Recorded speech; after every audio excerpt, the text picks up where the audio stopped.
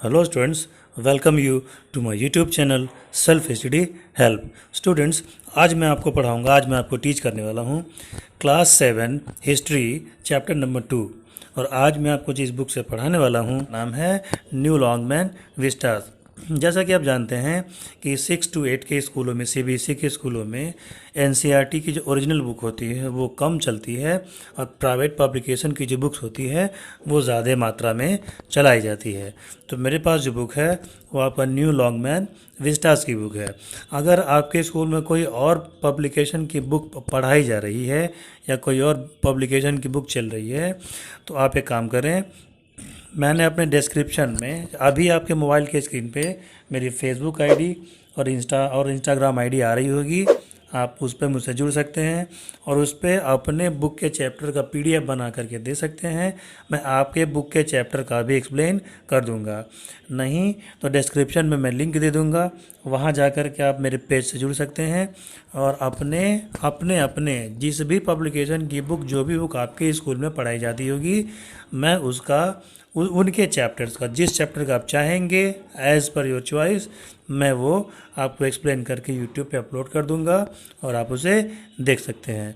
तो चलिए बिना देर किए आज की पढ़ाई को शुरू करते हैं।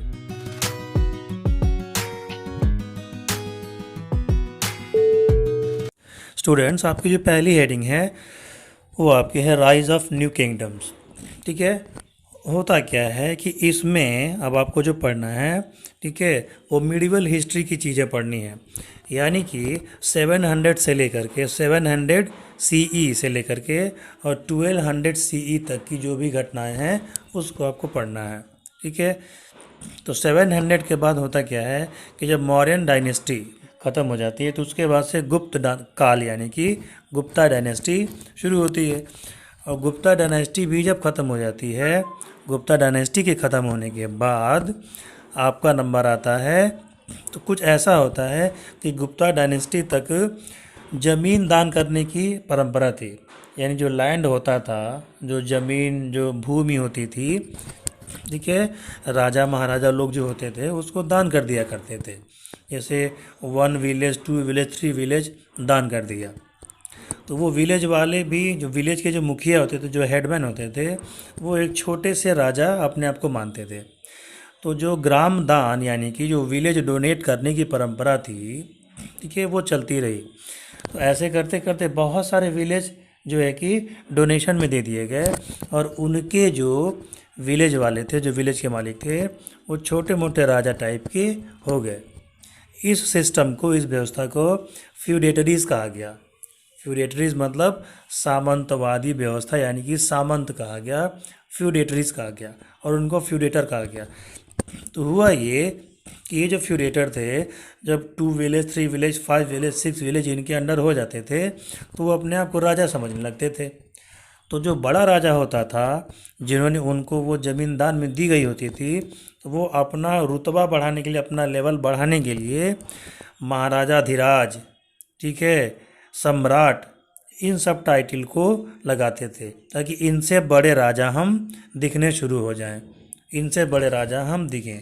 तो धीरे धीरे लगभग 800, 900, 1000 तक आते आते ये जो फ्यूडेटरी व्यवस्था थी, जो सामंतवादी व्यवस्था थी, वो लगभग पूरे नॉर्थ इंडिया में हो चुकी थी। यानी छोटे छोटे राजा हो चुके थे और वो छोटे छोटे राजा, किसी के पास 10 विलेज था, किसी के पास 20 विलेज था, किसी के पास 22 विलेज था, ऐसे करके थे। तो ये आपसी वर्चस्व के लिए, हम सबसे सुपर हैं, हम सबसे ऊपर हैं और हम सबसे पावरफुल हैं, ये अपने आप को दावा करने के लिए ये अपने ही ऊपर आपस में ही अटैक किया करते थे, आपस में ही अटैक किया करते थे। और इनमें आपसी एकता नहीं थी, यूनिटी नहीं थी। एक दूसरे को नीचा दिखाने के लिए, एक दूसरे की टांग खींचने के लिए ये हमेशा एफर्ट करते रहते थे, हमेशा ये कोशिश में लगे रहते थे। इनकी इसी आपसी खींचातान, इसी आपसी दुश्मनी का फ़ायदा तुर्कों ने उठाया, मुसलमानों ने उठाया और एक एक करके इनको हराते चले गए। तो आइए पेज नंबर 8 की तरफ बढ़ते हैं। ठीक है, तो लगभग 700 से ये काम शुरू होता है। तो 3 आपके प्रमुख, 3 मेन आपके जो राजवंश जो डायनेस्टी हैं, जो राजा हैं, वो आपके पैदा होते हैं। एक होते हैं पाल, दूसरे गुर्जर, तीसरे आपके प्रतिहार। ठीक है, पाल वंश, गुर्जर वंश, प्रतिहार वंश, पाल डायनेस्टी, गुर्जर डायनेस्टी और प्रतिहार डायनेस्टी।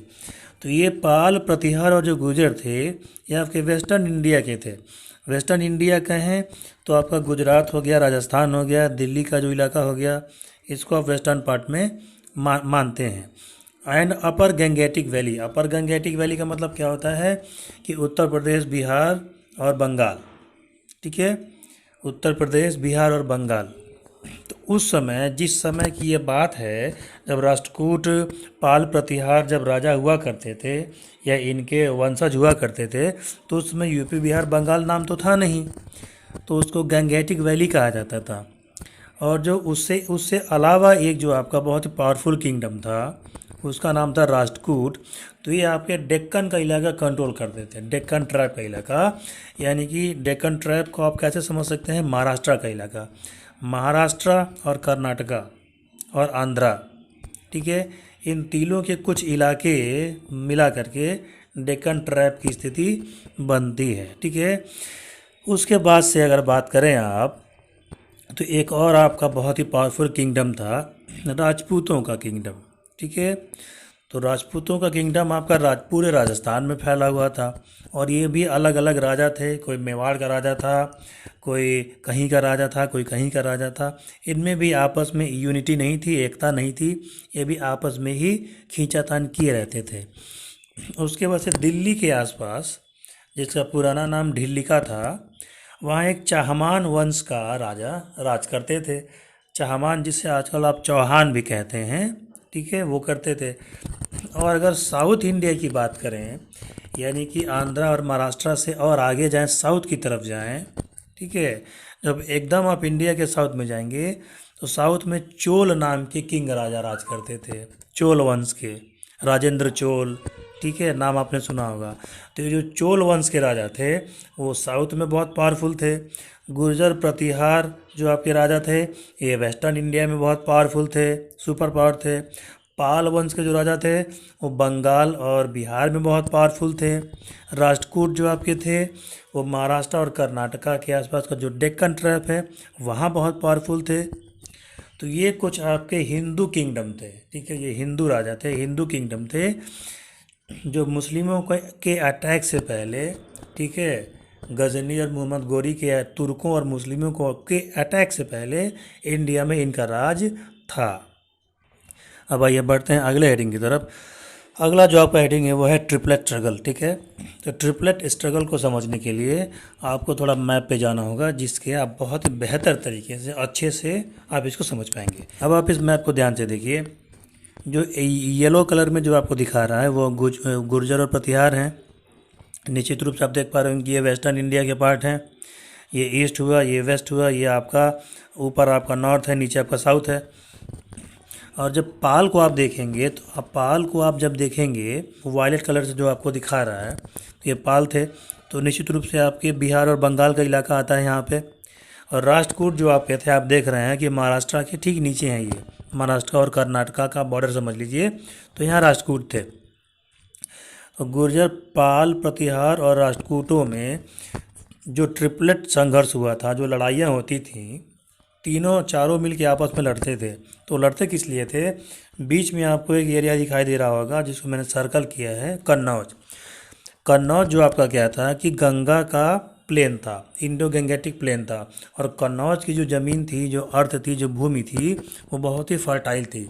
यानी कि यहाँ पे एग्रीकल्चर बहुत अच्छे खासे मात्रा में होता था और हर प्रकार की क्रॉप्स होती थी, हर प्रकार की फसलें बोई जाती थी।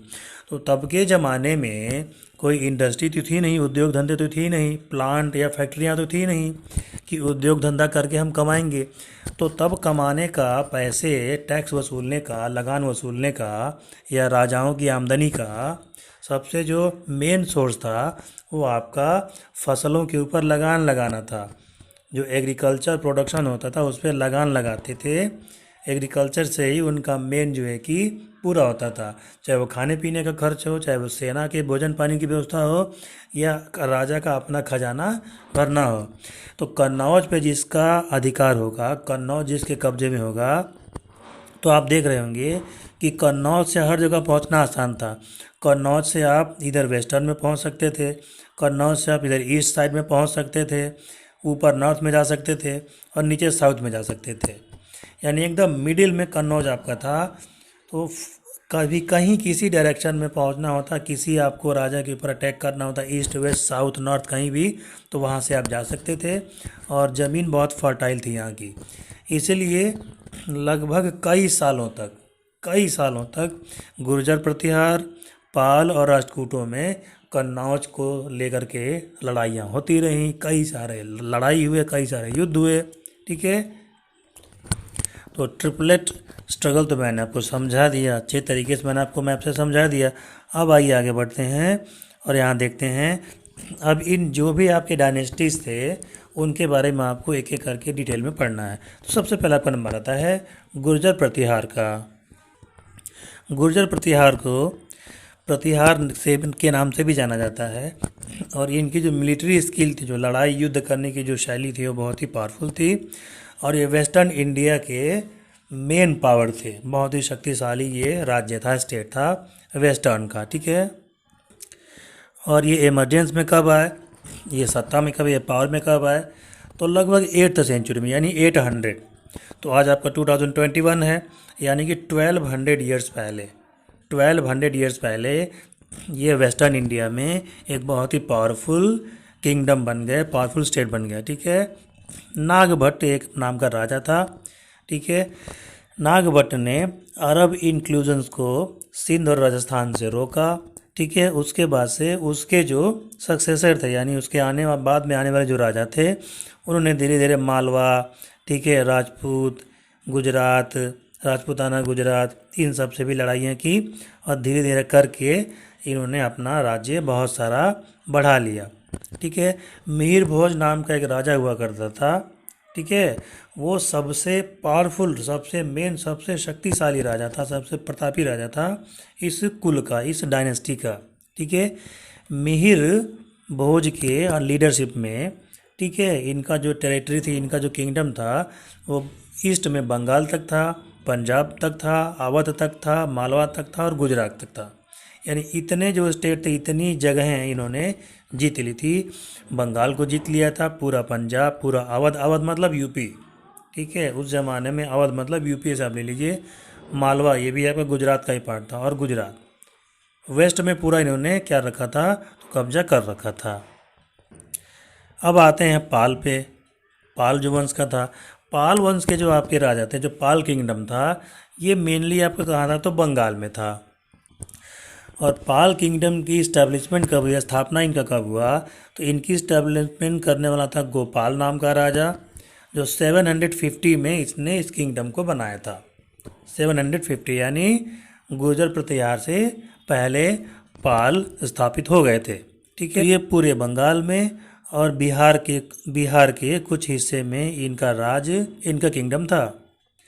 जो इनका फाउंडर राजा था गोपाल, जिसने इस किंगडम की स्थापना की थी, स्टैब्लिश किया था, वो बुद्धिस्ट था, यानी बौद्ध धर्म का पालन वो करता था। और उसने बहुत सारी मोनेस्ट्रीज भी बनवाई थी। ठीक है, बिहार के ओदांतीपुरी में बनवाई थी। उसके बाद गोपाल के मरने के बाद जो इसका राजा हुआ, इसका धर्मपाल, ठीक है, उसने अपना किंगडम जो है कि कन्नौज तक जो है कि बढ़ा लिया। उसके बाद देवपाल राजा बना। देवपाल इससे भी सबसे पावरफुल राजा था, पिछले दोनों राजाओं से भी बहुत पावरफुल था। और देवपाल में इंडिया के नॉर्थ में जितने राजा थे उनसे लड़ाइयाँ की, वहाँ जाके अटैक किया, डेक्कन में भी अटैक किया, और साउदर्न पार्ट यानी साउथ इंडिया में भी इसने जा कर के अटैक किया।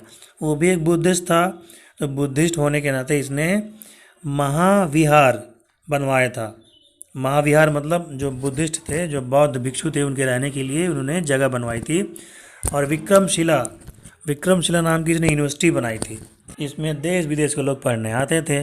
ठीक है, और हरिभद्र नाम का एक बहुत ही अच्छा बुद्धिस्ट विद्वान था। ठीक है, बहुत ही ग्रेट पर्सन था, वो इसके यहाँ रहता था। उसके बाद से रामपाल राजा हुआ। रामपाल ने असम, ठीक है, असम तक जीत लिया और कंट्रोल कर लिया। उड़ीसा के भी कुछ पार्ट में इसने अटैक करके कब्जा कर लिया। और आज का जो नेपाल है वो भी किसी ज़माने में इनके कब्जे में था। आइए अब आप जानते हैं राष्ट्रकूट के बारे में। राष्ट्रकूट जो आपके राजा थे, ठीक है, वो डेक्कन यानी कि महाराष्ट्र और कर्नाटका के आसपास के इलाके में ये राज्य किया करते थे। इनका किंगडम वहाँ पे था। दंती दुर्ग नाम का जो राजा था, दंती दुर्ग, ठीक है, नाम का जो राजा था, इसने राष्ट्रकूटों के किंगडम की स्थापना की, उसको स्टैब्लिश किया। दरअसल क्या था कि राष्ट्रकूटों से पहले चालुक्य राजाओं का शासन था। चालुक्य वंश के राजाओं का शासन था। ये जो राष्ट्रकूट थे वो चालुक्यों की ही सेना में थे और चालुक्यों को ही अंडर ये काम करते थे। लेकिन जब इनको लगा कि हम भी पावरफुल किंगडम बन सकते हैं, हम भी राजा बन सकते हैं, तो उन्होंने चालुक्यों को हरा दिया। चालुक्यों को हराने के बाद, ठीक है, इन्होंने अपने नाम का किंगडम बनाया जिसे राष्ट्रकूट किंगडम कहा जाता है। आपका अमोघ वर्ष, ठीक है, उसने इसको बहुत ही ज़्यादा किंगडम को बढ़ाया, ठीक है, बहुत ही ज़्यादा इसने अपनी टेरिटरी को बढ़ा दिया। अच्छा, इनका जो किंगडम था वो वेस्ट में मालवा तक था, ठीक है, उसके बाद से कांची तक था, यानी साउथ ईस्ट, साउथ में कांचीपुरम तक था, वेस्ट में मालवा तक था, ठीक है। उसके बाद से the rulers of this dynasty were great patrons and art and architecture. इसके जो राजा थे, जो राष्ट्रकूट राजा थे, वो कल्चर और ट्रेडिशन पे बहुत ही ज़्यादा फोकस करते थे और उन्होंने एक से एक भव्य और दिव्य मंदिर बनवाए। आपको मंदिर देखना हो हिंदुस्तान का तो आप साउथ चले जाएं, ठीक है, बहुत ही सारे मंदिर आपको दिखाई देंगे और एक से एक बने हुए मंदिर आपको दिखाई देंगे। उनमें से कुछ मंदिरों की आपकी जानकारी के लिए मैं अपने मोबाइल स्क्रीन पर शेयर कर रहा हूँ, आप उनको देख लीजिएगा। उनकी सुंदरता देख के, उनका ग्रैंडनेस देख के, उनकी भव्यता देख करके, वो कितने शानदार हैं, कितने मार्वेलस हैं, कितने ग्रैंड हैं, ये जब आप देखेंगे तो निश्चित रूप से आपको अपने संस्कृति पे, आपके कल्चर पे गर्व होगा। उन प्रमुख टेम्पल्स में और इन्होंने जो आर्किटेक्चर बनाया था उसमें एलोरा की केव है, एलोरा की गुफा है, एलिफेंटा की गुफा है। कृष्ण फर्स्ट नाम के जो राजा थे उन्होंने कैलाश टेम्पल बनाया था एलोरा में, जो कि बहुत ही शानदार, बहुत ही भव्य टेम्पल है। अब ये सब चीज़ें होते होते हैं आपका जो टाइम आ गया हिस्ट्री में वो आ गया 1000 या 1100 के आसपास, ठीक है, यानी कि आज से 900 या 1000 ईयर्स पहले, ठीक है। इसमें क्या हुआ कि गुर्जर थे, प्रतिहार थे, पाल थे, राजपूत थे, चालुक्य थे, सब थे, ये सब हिंदू राजा थे। उसके बाद से फिर अफ़गानिस्तान के राज थे, ठीक है, और रास्तों से जो तुर्क अटैकर थे, जो तुर्किस्तान से बिलोंग करते थे, उन्होंने अटैक करने शुरू किए। तो उन अटैकर्स में सबसे पहला जो तुर्क आक्रमण था इंडिया पे, जो टर्किश, ठीक है, जो तुर्क अटैक था, वो तो आपकी महमूद गजनवी ने किया, महमूद गजनी ने किया। लेकिन उससे पहले 712 में जो अरेबियंस थे, अरब मुसलमान थे, उनका जो सबसे पहला अटैक था वो सिंध पे था। तो तब पाकिस्तान भी तो इंडिया का ही पार्ट था। सिंध पे उन्होंने अटैक किया था। अटैक करने वाला कौन था? मोहम्मद बिन कासिम, और हिंदू राजा एक था दाहिर, ठीक है, उसको हरा दिया और सिंध पे अरबों का कब्ज़ा हो गया। तो 712 के बाद लगभग 300 या 400 ईयर्स तक कोई मुस्लिम अटैकर यहाँ पे नहीं है। आया भी, अटैक किया भी, तो हिंदू राजाओं ने उसको हरा करके खदेड़ दिया, ठीक है। अब बात आती है आपकी 1000 से लेके 1027 तक, यानी जो 27 ईयर्स का टाइम था, उसमें जो तुर्क था ये मोहम्मद गजनी, उसने अटैक किया।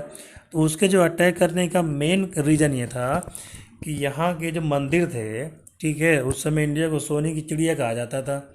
मंदिर थे उसमें सोना चांदी बहुत था, भव्य था, सब लोग संपन्न थे, राजा मजबूत थे यहाँ के, और मंदिरों में सोना चांदी बहुत ही चढ़ाया जाता था, ठीक है, और संपन्न था। मोहम्मद गजनी के यहाँ ये सब चीज़ें नहीं थी। तो उसका जो मेन आपका रीज़न था वो यहाँ पे अटैक करके और बहुत सारा धन, मनी, सोना चांदी लूट करके अपने यहाँ ले जाना था और अपना डेवलपमेंट करना था। तो उसने 1000 से लेके 1027 के बीच में बहुत सारे अटैक किए, ठीक है, और इसके सारे अटैक वेस्टर्न पार्ट में थे, यानी गुजरात के आसपास ये अटैक किए, ठीक है। इसने मथुरा पे अटैक किया, कन्नौज पे अटैक किया, और जो सबसे इसका जो बड़ा अटैक था वो आपके सोमनाथ मंदिर पे किया गया था 1025 में। उसने सोमनाथ मंदिर को तोड़ दिया, तहस नहस कर दिया, और एक अनुमान लगाया जाता है कि इस अटैक से उसको 6 लाख रुपए के बराबर जो संपत्ति थी, जो सोना चांदी था, उसको इसे हासिल हुआ था। ठीक है। इससे पहले इसने एक बार अटैक किया था 1023 के आसपास, तो भीम नाम का जो राजा था इसने उसको हरा दिया था। लेकिन जैसा कि मैंने आपको पहले बताया कि ये सब सामंती राजा था, फ्यूडेटरी राजा थे ये, तो 20 विलेज, 30 विलेज, 35 विलेज, 40 विलेज मिला करके राजा थे। तो ये आपस में इनका खींचतान होता था। तो भीम ने तो इसको हरा के भेज दिया, लेकिन ये बार बार अटैक करता रहा। जो कमज़ोर राजा था उस पर अटैक कर देता, तो बाकी जो राजा हिंदू थे, जो बाकी जो सामंतवादी राजा थे, वो अपने हिंदू राजा की मदद नहीं करते थे। वो अपने से इसको अलग रखते थे कि हमारे ऊपर तो अटैक नहीं हो रहा है, अटैक उनके ऊपर हो रहा है। तो आपके ऊपर भी तो वो अटैक कर सकता है। जब आपके वो नेबर को अटैक कर सकता है, आपको ऊपर भी वो अटैक कर सकता है। यही उस समय हो रहा था। ठीक है। तो भीम सेकेंड नाम के राजा ने मोहम्मद गजनी को हरा दिया था, लेकिन उसने बहुत 17-18 टाइम्स आक्रमण किया, अटैक किया, बहुत बार उसने अटैक किया। तो कभी हारा था, लेकिन कभी जीत भी गया। ठीक है। तो सोमनाथ मंदिर को तहस नहस कर दिया गया, और उसका जो पैसा था, सोना चांदी सब लूट के वो अपने यहाँ ले गया। उसके बाद से नंबर आता है मोहम्मद गोरी का। मोहम्मद गोरी भी वहीं का था। ठीक है। उसके बाद का राजा था ये। गजनी में, अफ़गानिस्तान में जो आपका आज एक प्रांत है गजनी, स्टेट गजनी है, गजनी का ये भी था।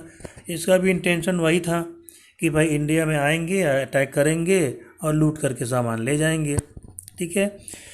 तो इसने जो अटैक किया वो दिल्ली पे अटैक किया। दिल्ली पे जब अटैक किया तो उसमें राजा पृथ्वीराज चौहान था, चहमान डायनेस्टी या चौहान वंश का राज था।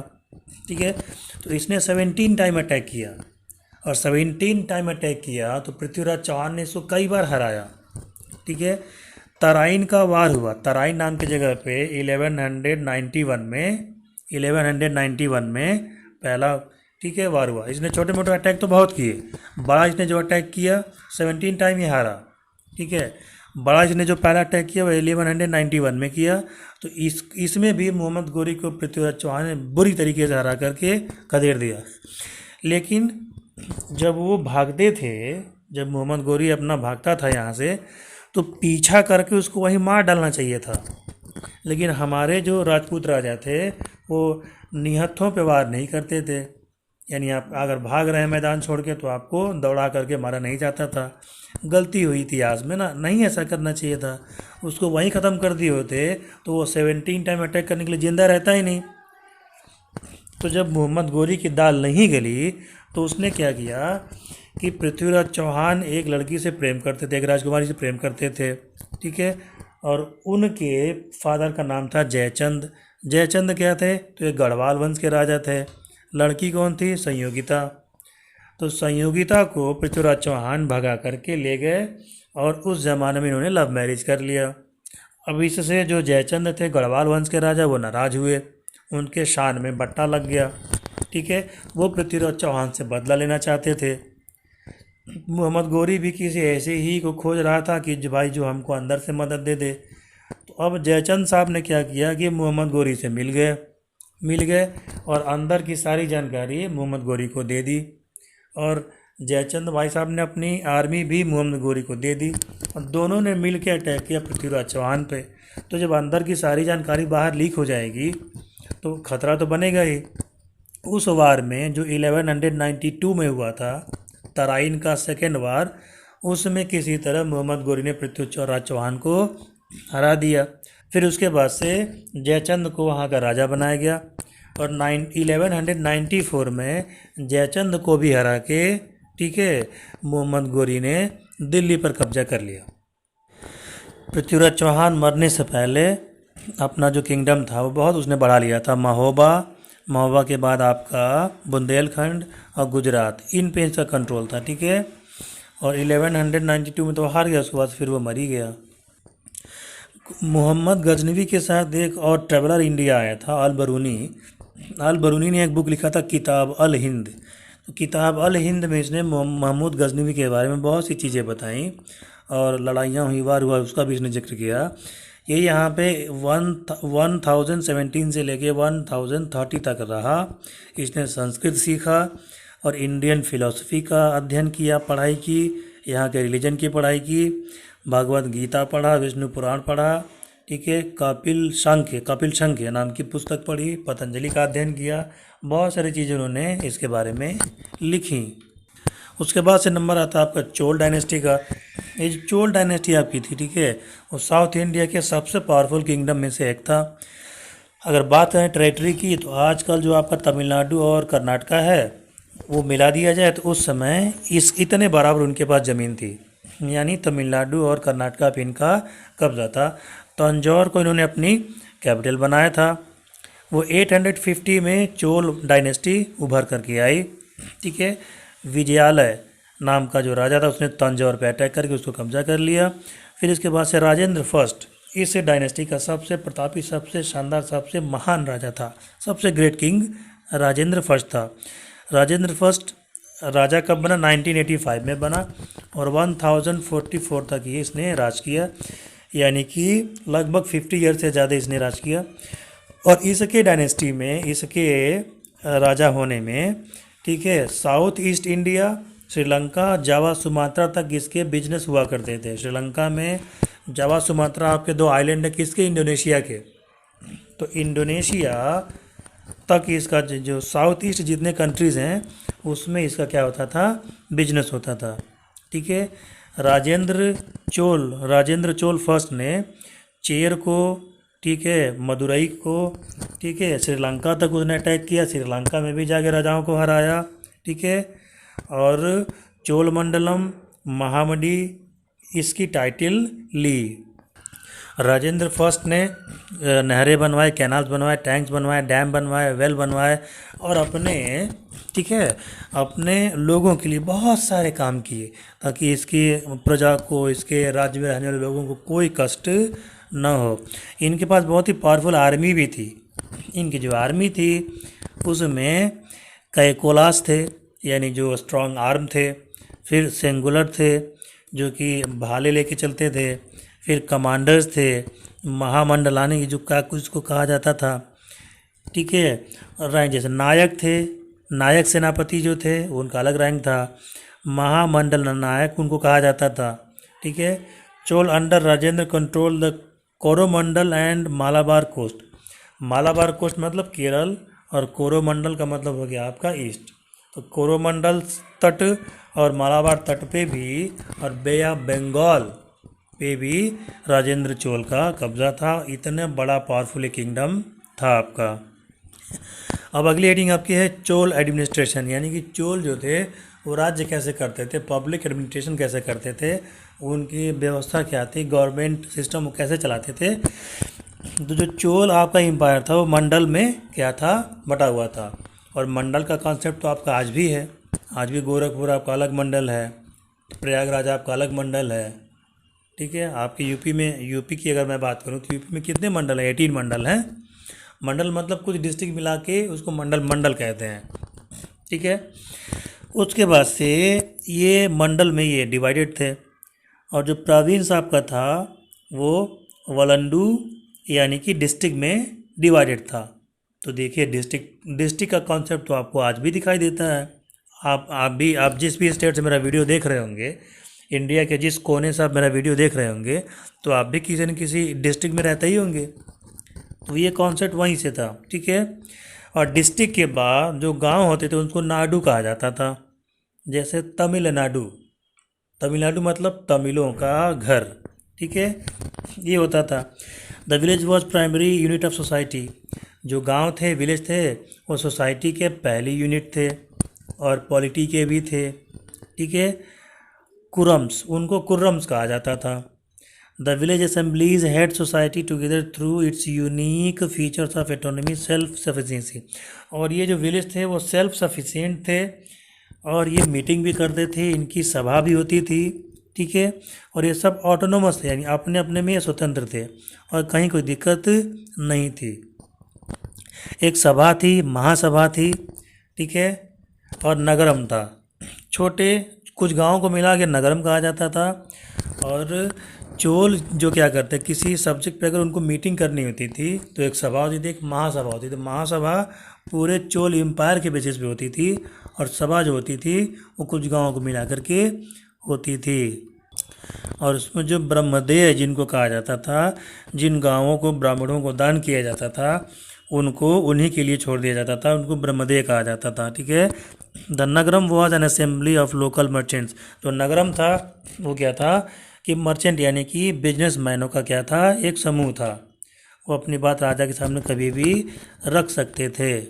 तो आपने देखा कि किस प्रकार की शानदार एडमिनिस्ट्रेशन थी और कितनी अच्छी व्यवस्था थी। कुछ कुछ जो व्यवस्थाएं थी वो आज भी इंडिया में दिखाई देती हैं, तब की थी और अभी भी वो एग्जिस्टेंस में हैं। अब आते हैं चोल टेम्पल्स पे। चोलों ने बहुत सारे मंदिर भी बनवाए। वो कल्चरल एक्टिविटी में, कल्चरल प्रोग्राम में, रिलीजन में, अपने देश के सभ्यता में यकीन रखते थे, उन्होंने बनवाए। ये जो आप नटराज की मूर्ति देखते हैं, ये चोल राजाओं के समय ही बनवाए गए थे। ठीक है। और बहुत सारे मंदिर बनवाए गए थे। और चोल मंदिर जो बनवाए जाते थे उसमें मंडप नाम का एक सिस्टम हुआ करता था। ठीक है। मंडप यानी कि मंडप शैली में वो बनते थे। ठीक है। और मूर्तियाँ इनकी ब्रॉन्ज की होती थीं, कीमती पत्थरों की होती थीं, सोने चांदी की भी मूर्तियाँ बनाई जाती थीं। ठीक है। Chola records frequently refer to devadana given to gods. ठीक है। देवदान यानी कि जो मंदिर होते थे उनको कुछ ज़मीनें दान में दे दी जाती थीं, ताकि मंदिर के जो पुजारी हों या मंदिर में जो भी लोग रहने वाले हों वो क्या करें कि अपना जीविका, अपना खर्चा पानी वो चला सकें। गिवन टू गॉड यानी कि देवदान उनको कर दिया जाता, उनको राजा फिर वापस नहीं लेते थे। अब बात करते हैं स्क्रिप्चर्स और पेंटिंग्स की। चोल राजाओं में पेंटिंग बनवाने की, स्कल्पचर बनवाने की बहुत ही अच्छी खासी व्यवस्था थी। Masterpiece of Chola sculpture famous for Nataraja. Nataraja की जो मूर्ति थी उसको आप देखे ही हैं, डांसिंग शिवा की मूर्ति। डांसिंग शिवा की मूर्ति बहुत से टेम्पल आपके बनवाए, जैसे चिदम्बरम टेम्पल आपका है। नटराज की जो मूर्ति थी वो वर्ल्ड फेमस है, कल्चरल एपिटोम। तो पत्थरों को काट काट करके, स्टोन को कट करके ये मंदिर बनाते थे, पेंटिंग बनाते थे, मूर्ति बनाते थे और बाकी चीज़ें बनाते थे। इन्होंने केव पेंटिंग भी बनाई, पत्थरों को काट के गुफा बना देते थे, उसमें भी ये बनाते थे। जो राजराजेश्वर मंदिर है आपका, ठीक है, वो तो देखने लायक है। और भी बहुत सारे मंदिर हैं, टोटल तो आपकी बुक में नहीं दिया है, बहुत सारे मंदिर हैं जिनकी कलाकृति, डिज़ाइनिंग आपको देखनी चाहिए। तो चोल डायनेस्टी द्वारा बनवाए गए कुछ मंदिर आपके जानकारी के लिए मैं अपने मोबाइल के स्क्रीन पर शेयर कर रहा हूँ, आप उन्हें देख लीजिए कि वो कितने ब्यूटीफुल हैं, कितने ग्रैंड हैं। ठीक है। तो इसी के साथ ये चैप्टर आपका यहाँ पे फिनिश होता है। आगे आपका एक्सरसाइज है। एक्सरसाइज के लिए मैं अलग से वीडियो बना दूंगा, इसमें केवल एक्सरसाइज रहेगा, या सभी चैप्टर के एक्सरसाइज का एक ही साथ इकट्ठा मैं वीडियो बना दूंगा। जैसे मान लें कि हिस्ट्री है, हिस्ट्री में जितने चैप्टर हैं उनके सारे के एक्सरसाइज एक साथ बना दूंगा। ऐसे इस वीडियो में बनाऊंगा तो वीडियो बहुत लंबी हो जाएगी, और लंबी वीडियो आप लोग देखना पसंद नहीं करते हैं। ठीक है। तो इस एक्सप्लेनेशन से आपको अच्छा लगा कि नहीं लगा ये ज़रूर आप लिखेंगे, वीडियो को लाइक करेंगे और चैनल को सब्सक्राइब करेंगे। सब्सक्राइब करने के बाद से बेल आइकन प्रेस कर देंगे, ताकि जब भी मैं वीडियो अपलोड करूं तो आपको उसका नोटिफिकेशन मिल जाए। तो मिलते हैं आपसे। हाँ, एक बात और, जब भी आप कमेंट करेंगे, आपको कुछ भी पूछना हो, ठीक है, जो समझ में आया, नहीं समझ में आया, कुछ भी पूछना हो तो आप कमेंट करके मुझसे पूछ सकते हैं। मुझसे फेसबुक से, इंस्टाग्राम से भी जुड़ सकते हैं, वहाँ भी आप मुझसे चैट कर सकते हैं, अपने क्वेश्चन पूछ सकते हैं, या जो भी आपकी प्रॉब्लम हो, आप जो भी प्रॉब्लम हो चैप्टर से रिलेटेड, आप उसको मैं शेयर कर सकते हैं। ठीक है। और जब भी आप कमेंट करें तो अपने सिटी का नाम ज़रूर लिखें, ताकि मैं जान सकूं कि आप मुझे कहां से देख रहे हैं और कहां तक मैं पहुंच रहा हूं। ठीक है। तो मिलते हैं आपसे अगले वीडियो में, तब तक के लिए जय हिंद, जय भारत।